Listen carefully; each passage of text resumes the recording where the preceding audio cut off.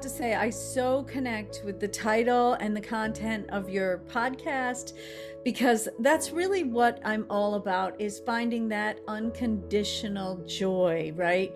Really finding it within yourself so that whatever happens in this world, we can enjoy it or not enjoy it, but we're choosing, as opposed to thinking that I have to go do this or that or the other thing in order to feel good. I have to find happiness by finding the right spouse or finding the right job or whatever it is.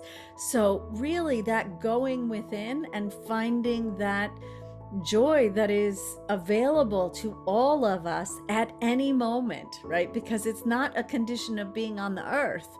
It's what we came in with and what we keep until we leave if we choose to access it. So that's really what happiness from within means to me.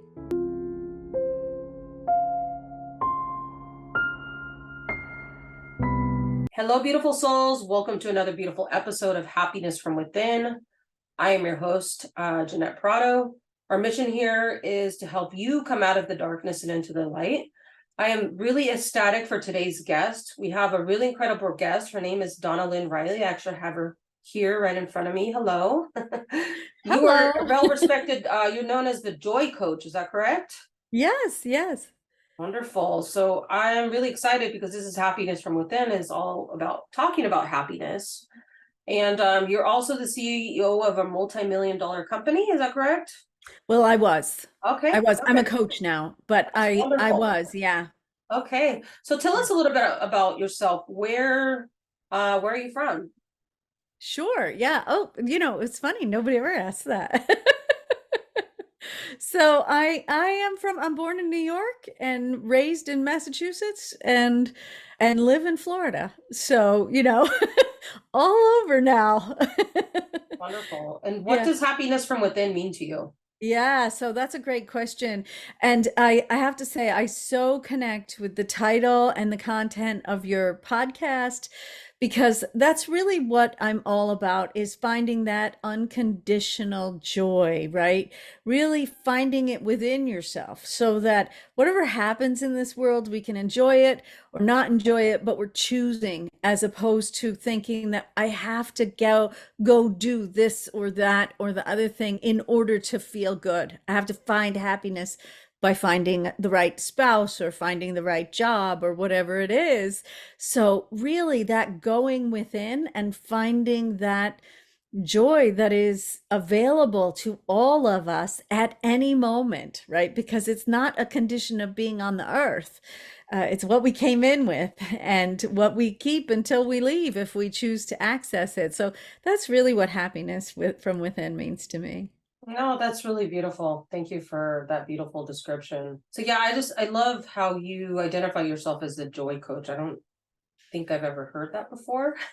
Yeah. That's pretty amazing. That's really beautiful. So tell us a little bit about, before we go into your background, tell us a little bit about what you do. Like, how do you help people find their joy? Yeah, so I work with people to find that unconditional joy. And really how we do that is to do some inner work. But the reason I do it, and really speaks to that, I haven't really heard too many people say they're a joy coach before, right? Because the reason that I call myself a joy coach, I was originally trained actually as a spiritual health coach. And it really wasn't until the last couple of years that I walked through a very, very dark season, right? A lot of things happened all at once where my coaching practice, I closed my coaching practice for a period of time because my husband had gotten ill and he asked me to help him heal. And then he passed away very quickly. And we had been planning to move, and then the house sold a couple days later, right? So sometimes we go through these portals, right? These spaces in our lives where everything just blows up or falls away. And we have a lot of choice about how we go through those dark times. And for me, that was a real revelation of what are the most effective tools in my toolbox. I'd been a spiritual health coach for, I don't know, 12 or 14 years by then.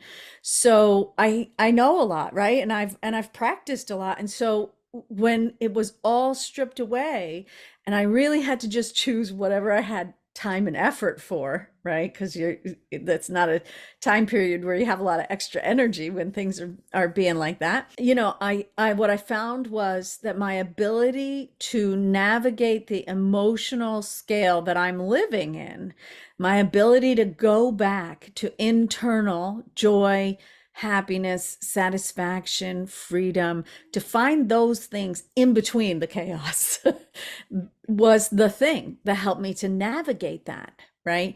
And to come out feeling like I'm okay, as opposed to feeling like that's it, I'll never recover, which a lot of people really go through it in that way where it's very, very hard for them to recover. So that's how I really switched that to being a joy coach, because it is ultimately the most important piece of the puzzle. Yeah, that's beautiful. I just want to say I really love your energy. I just your whole aura. I love your background. It's just really, really beautiful. Just listen to you speak. You carry yourself very, very strongly and beautifully. So yeah, I just want to honor that. Mm, thank you. That's nice. Yeah, you're welcome. I also, so let's go back a little bit. So you used to be the CEO of a multi-million dollar company. Wow, that sounds like a lot of responsibility. Can you talk a little bit about that and how you got into that? And Sure, sure. Yeah. So I think I'll go back one step further yeah, because of course. getting into it is always the interesting thing. When I first came out of school, when I said, "Oh, this is what I want to do for a living," I worked in the theater, and I was really fortunate and inspired and able to work at a great level really quickly in my career. So I came out of school, went straight to New York, worked on Broadway, and got to do that. And in the middle of doing that, right after a few years of doing that, I felt like, okay, I need more. And this is a really integral part to that internal story, is knowing when we feel like, okay, there's more here. There's more juice out of this life, right?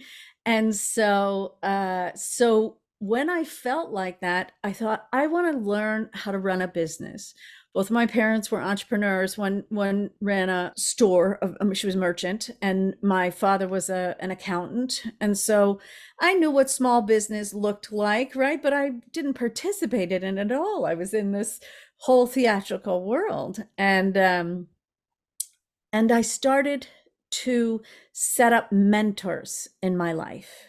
And this is a really important piece of the puzzle, right? Because if you want to get somewhere, you're gonna have to probably follow someone a little bit, right? When you're a little kid, it might be your parents, but as you grow older, you're gonna have to find ways to find somebody who's where you want to be and find out how they got there, right? Yeah. So I started working with some of the studio owners in New York City and asking them, "Will you just teach me how to run a business? You're running a business. I want to know."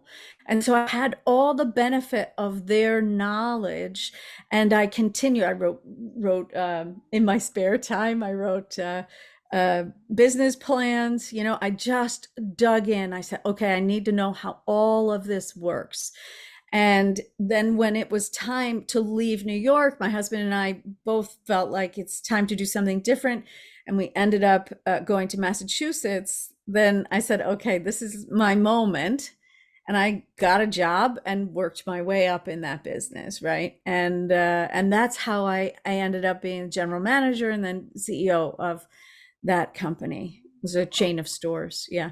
Wow. Yeah. So you really appreciate and know what it's like to go from the bottom all the way to the top, because it's one thing to just be placed there, but no, yeah, that's a really incredible. How long did you do that for? How long were you CEO of that I company? think I was, well, I think that entire journey took me from when I started to when I left was about 13, 14 years. Sure. Okay. Yeah. Yeah. And what made you decide to want to pivot in a different direction? I mean, you had everything probably American dream wanted, right? You had the job. I mean, I don't, the house. I mean, I'm sure you had it all, right? The husband. what made you all of a sudden, did you wake up one day and be like, I want more from my life, or like what happened? You mean from working in Working the as a corporate? CEO and Yeah, then yeah, wanting to be a yeah, coach. Yeah. yeah. So I another don't think we portal, wake up right? one day, well, and be like, oh, I'm just, oh, I mean, we do, but like, oh, I'm just gonna give it all up, but like, what was it? What was the flame, the light that came in you, that just is, that's it, this is gonna change. Yeah, life gives it to you, doesn't it? I mean, life is always throwing things at you.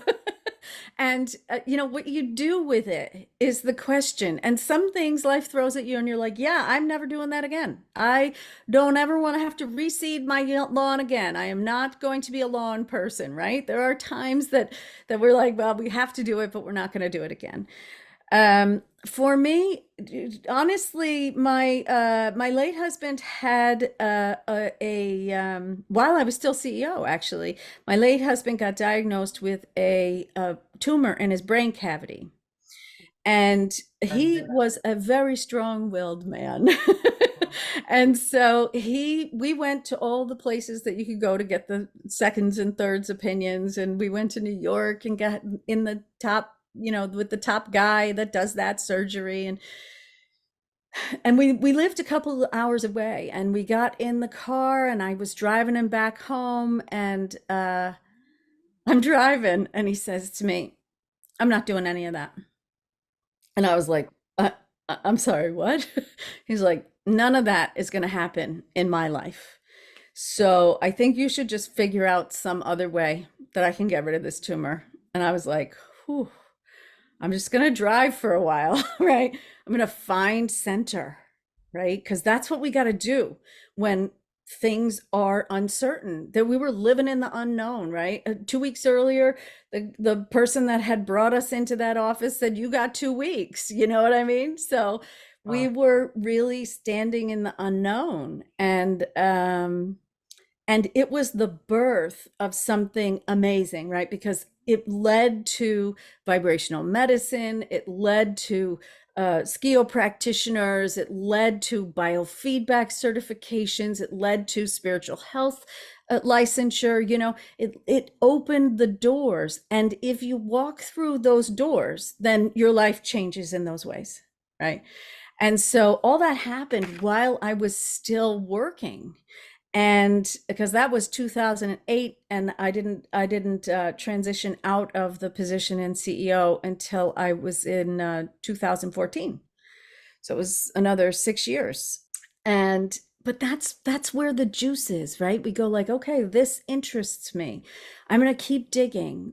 Oh, look, he's getting better. I'm gonna keep digging. I'm gonna figure out, how are we doing this? What does it mean to regulate your nervous system? What does it mean that your body is impacting your mind and your mind is impacting your body? And what is this spirit thing, right? It's like all of that had to be sorted out for me. Um, in that way, that I think a lot of people have this, where you get a topic and you go like, I can't not know. I got to keep knowing, right? And so as he healed, right, it became more and more important for me. And as that happened, it became important for me to use it in my business. So then I was like, oh my gosh, this doesn't just work on people's bodies, right? This works in the workplace. This changes what problems we're dealing with day to day. This changes how people react to us in such a massive way, because problems happen in business, right? There's no business that problems don't happen. We used to have a saying, more business, more problems, right? And it's true, except that how it's handled and how the public responds to you is really different. How your internal systems in a company work together is just really different when you have this foundation that is an understanding of what's within us and what we want to carry through the world. Wow, that's really beautiful. Wow. And so then what happened after that?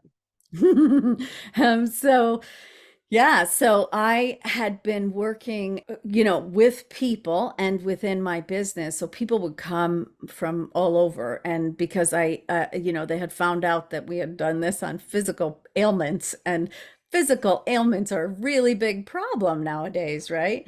So I got to work with people during all that time. And then when that company closed, actually, Okay. yeah, that company closed and it closed profitably, which was another really amazing thing that I got to be a part of, right? Is like a lot of times when people close companies, they're not choosing it at the right time, right? They wait until something happens or they've dug a hole before they choose to close. And really it just was a matter of the owners of the company feeling like, okay, that's it. We've had enough. We're done with this segment of our life. And so we closed that company profitably. They got to pull out the money they needed. All of that happened.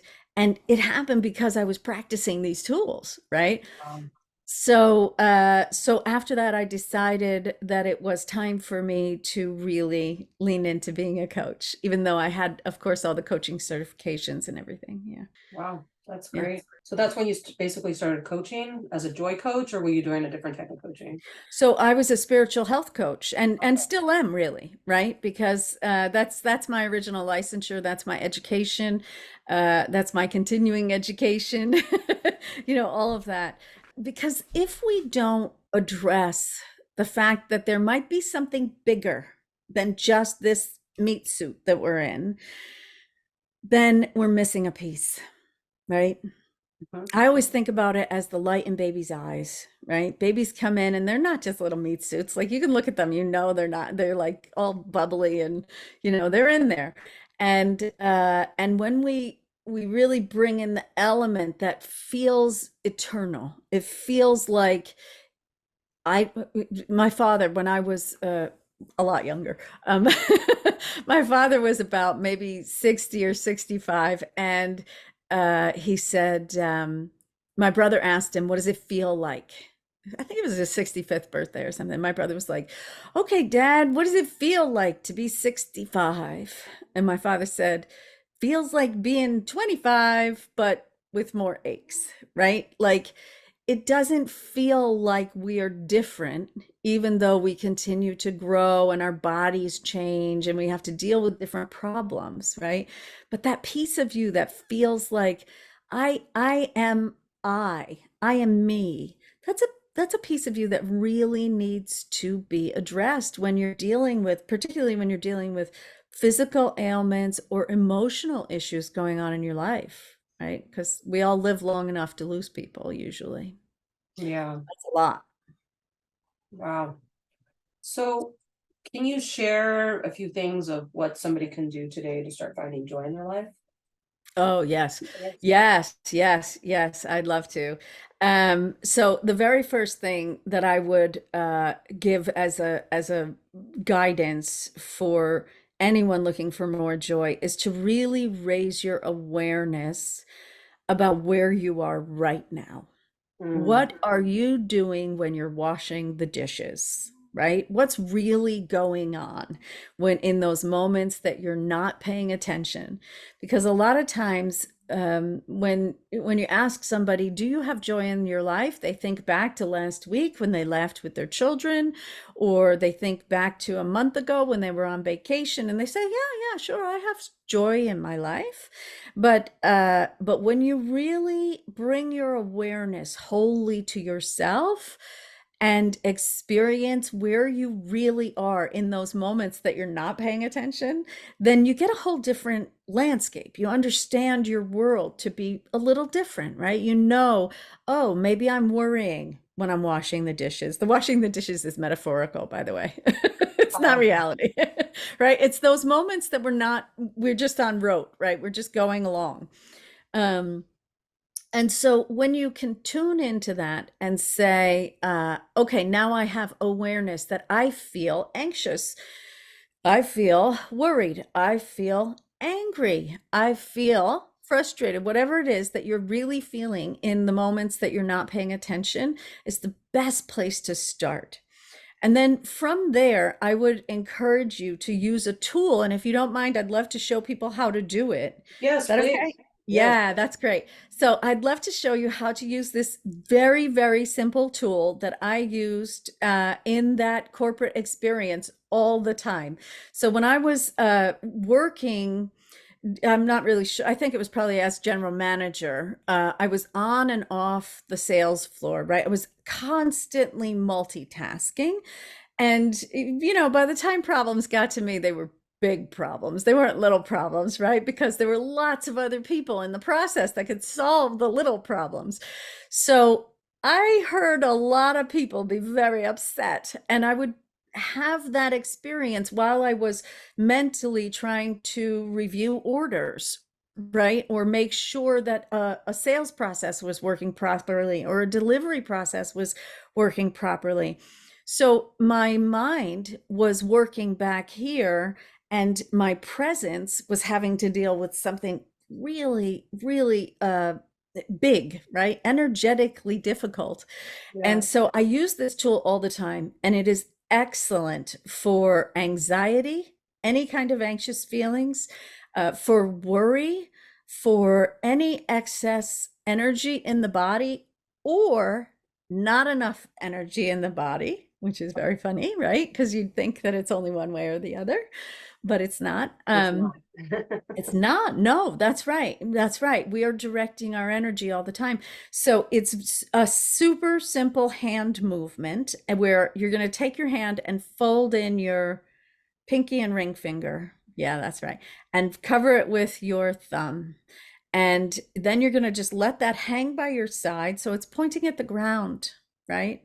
Oh, And I did this, I really, my nervous system really was like struggling when all that was going on that I just described. And I would just do this while people were talking to me, and nobody could see it. Like, nobody looks at your hands, right? If you need to do something with the other hand, do it with one hand. It's fine. It's an excellent triage move like that, right? So no matter what's going on in your life, if you're driving and you can drive with one hand, I don't recommend it. I'm sure there are rules about how you're supposed to be driving with two hands, but whatever. If you're in a car, you can do this with one hand, two hands, moving in a vehicle, not moving in a vehicle, right? Of course, it's based on practices that are very specific and spiritually based, but an excellent tool to bring into your life on an everyday, any moment kind of basis. I mean, just right now sitting here, I feel like there's just like so much falling off. Hmm. It's Yeah. just like water is just like ooh, going down the drain. Wow, that's really interesting. I've never heard of that. That's really cool. It's an amazing tool, and I will say it is really a great tool if you're doing some deeper work, right? So that the way I described it is in everyday life. But sometimes when I'm working with people who we are doing a lot of deep work, you can use that tool in conjunction with a few other things to really slough off generational anger, guilt, shame. You don't know why you have it. You can't tap into where did this come from? The whole sort of dig around until you figure it out. Sometimes we can't figure it out. Sometimes we Yeah, don't have an answer.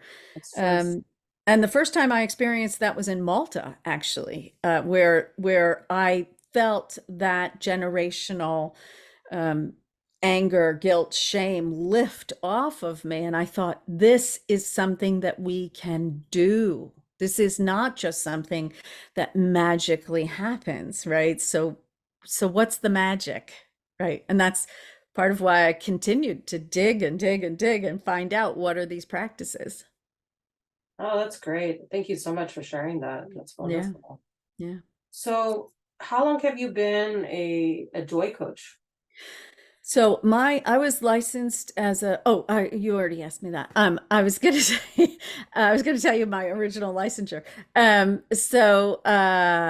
have been a joy coach since 2021. I would say the last couple of years. So That's really, wonderful. what happened for me is that I was a spiritual health coach, and I was working with people on their businesses because I had a lot of experience with that, having worked inside my own work, inside my own corporation there.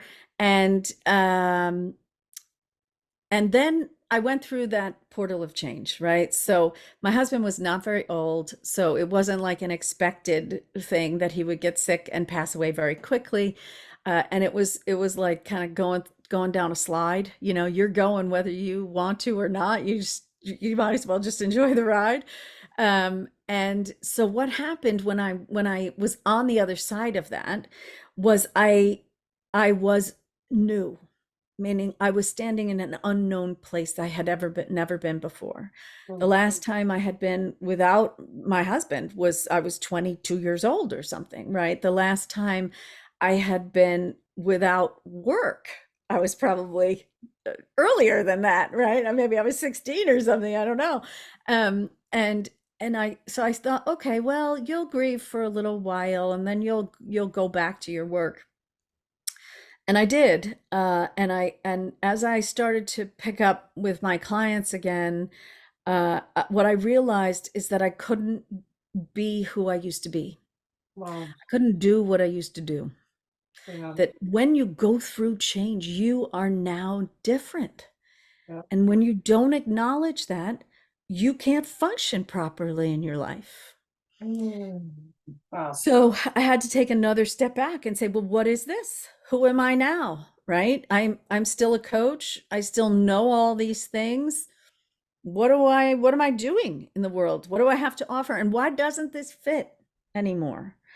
And that's really when I had to dig deep and ask myself that question about what is the one essential thing that people can do for themselves that will change everything in their world. And that's how I became a joy coach. Wow. No, I just love that. It's so profound and deep actually what you just shared. Wow, that's really, really deep. I actually needed to hear that. Wow, that's really, really, really deep. If you don't mind me asking, what year did your husband pass away? 2021. Yeah. Oh, okay. Oh, so then it Yeah. was a few years ago. Oh, wow. Yeah. Yeah. It was During the pandemic, right? yeah, yeah. So Wow. in he owned and ran a bed and breakfast and that we both lived in. Oh, wow. Um Okay. and so the pandemic put a real dent in that. Uh Yeah, I can imagine. that was a real issue.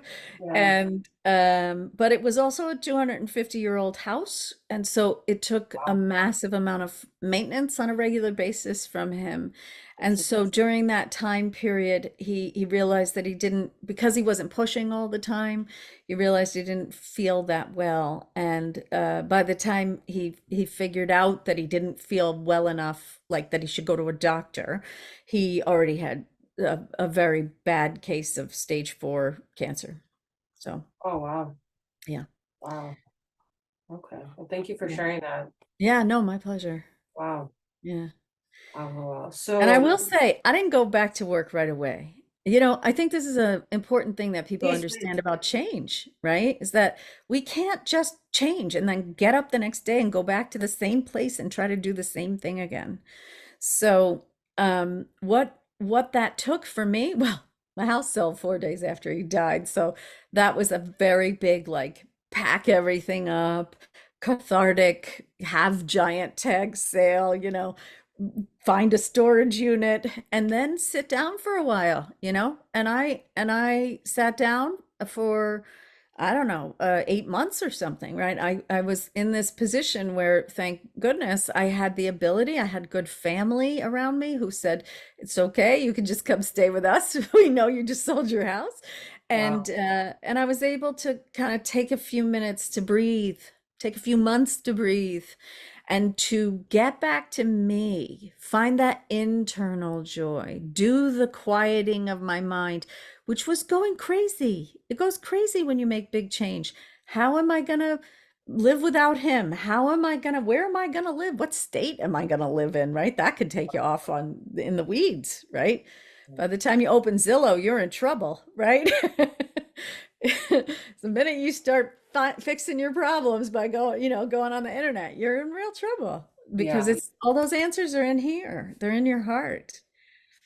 So, yeah, so that was a part of that process. And I think important to recognize that that fast things going very quickly, which everybody kept telling me, oh, you're doing this really fast, feels like forever when you're in the middle of it. You're like, what are you talking about? I've been sitting here for 6 months. I'm dying. I Yeah.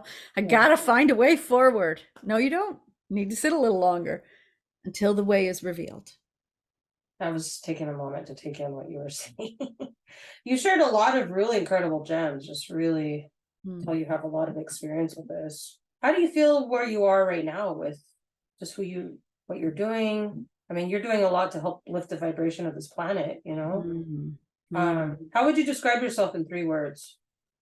Oh my goodness. 3 words. Only 3 words. Can I just go with, oh my goodness? Yeah, that's great. I never heard someone say that. That's great. That's good. Yeah, I don't know. I'm such a yapper. No, not at all. No, this is good. This is good. Do you have anything that are you do you sometimes do theater a little bit on the side or like just for fun or not because you feel Yeah. you have to or Yeah, no, I don't. Isn't that interesting? I always think it's fascinating. oh So no, it's I think it's great.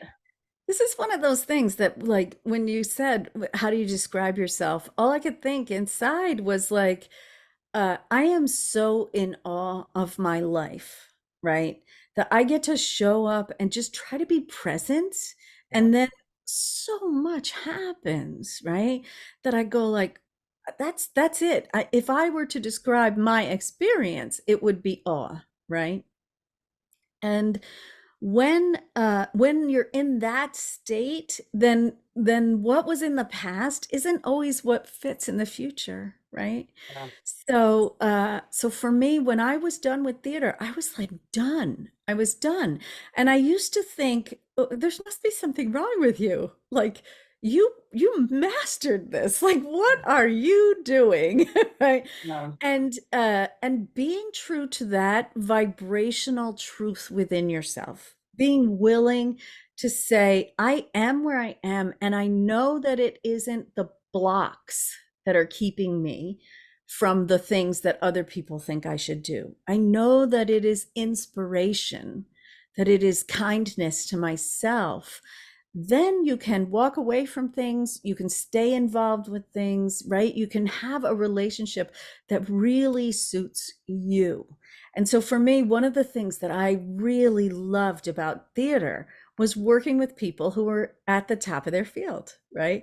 There's nothing more exciting for me, anyway, in that position than working with people who had mastery in every area that they were was their work. And so when you do that and then you go like, would you like to go play in the sandbox, right? When you've been over there building buildings, you think, um, yeah, making sandcastles is kind of not the same as building a building. And I don't really want to play in the sandbox. I want to either build the building or I want to be in the building or I want to move to the next phase of my life, right? And so that's really what happened for me there. I still love to I was a sound designer, so I am by no means an extraordinarily talented singer or dancer, but it is how I started out, right? I started in performing arts, and so I still, move my body a little bit every once in a while and try to make a noise every once in a while because it feels good in the moment, right? And it also now it informs my pathway. So for instance, with sound, right? I work with singing bowls sometimes. Well, the whole reason I came to singing bowls had to do with having been a designer and having I loved textures. So I really liked, the crickets in the show. I liked making the environment. So I started studying like what do humans do when they listen to the birds sing? What does our body do? Hmm. Right? And all of that is ancient history in my life that informs my work now. So I Hmm. think you bring what parts you want to bring, right? And you don't have to feel obligated to not to be who you used to be. That's great. You've just shared a lot of good things. I mean, the biggest takeaway, if you don't mind me sharing, that I've gotten is just that, and anybody listening is just that, like, it's so true. Like, we think, like, oh, well, I used to do this, I have to do that now, right? Um, yeah, that just really hit home for me because, like, recently, if you don't mind me sharing really quick, I found out from my doctor a few weeks ago, I used to have this very rare condition in my knee and surgeries and all of this stuff. And he recently told me that basically it's not there anymore after 20 years. And you can imagine, I'm like, well, what now? What's next? Like I was helping people for so long with their health. And then recently made a shift, like, because I used to teach Spanish for like a super long time, not in a school, but just part time. And I don't know, I've just started doing more of that and it makes me really happy. It makes me really happy. And I thought, well, you need to go back to health coaching. I'm just like, I don't want to do that. I really like teaching Spanish, So, but it's so true, again, anybody listening, watching this, like exactly what Donnalyn said, it's like you don't, you know, ground yourself, whatever that looks like for you, right? You don't have to go back to what you were doing, right? So yeah, that really touched my heart. I really wanted to say that.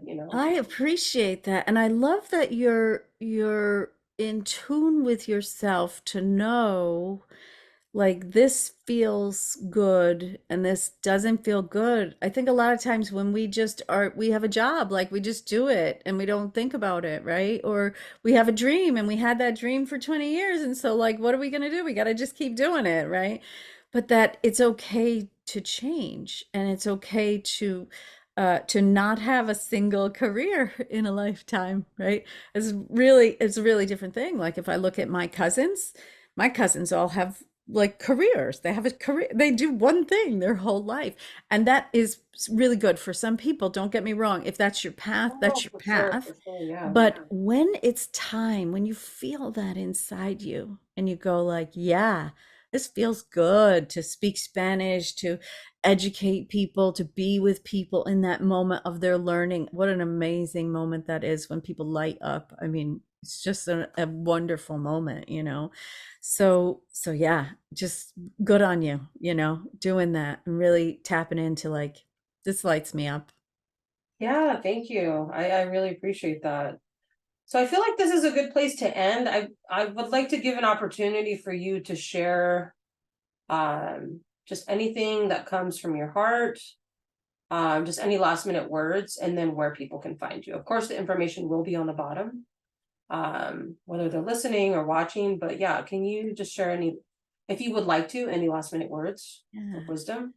Yeah, sure. I'd love to. I think the thing that I would say is stop expecting so much of yourself and understand that all you have to do is to be in order to find that inner happy. And that we have all tools and things that tell us how to do it, but the act itself is very simple because we're made to do it. There's a part of us that knows exactly how. So we can, when we've gotten away from it, we can always get back to it using getting mentorship and all these things. But you know how to do it and you can do it and it's in you. So that's what I would share. And of course, people can always reach me at my website, which is donnalyn.blog. And there's a free gift there called The Guide to Becoming Unbreakable, which will give you a written version of that tool that I gave during our talk. And there's a joy quiz, and just have some fun. Go there and have some fun and learn some things about joy and how you can get it. Wow, I love, love, love, love those last minute words that you shared. So I really want to thank you for being a guest here on Happiness from Within. And yeah, we can definitely, if it resonates with you, excuse me, we can do it again in the future. Yes, that would be wonderful. Thank you so much. Oh, you're And welcome. I would love to have you on my podcast. Oh, wow. Yeah, Yeah. absolutely.